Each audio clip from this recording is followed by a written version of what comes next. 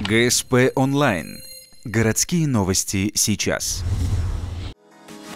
16 мая Следственным отделом Ухты возбуждено уголовное дело в отношении мужчины 1963 года рождения, подозреваемого в педофилии. В ходе проверок следователям стало известно, что престарелый ловелас подбирал юных девушек в возрасте от 13 до 15 лет через социальные сети.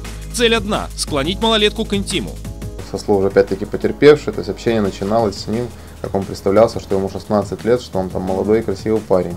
Ну и в итоге уже на фоне этого общения так вот получилось, что в итоге он оказался 50-летним дедушкой.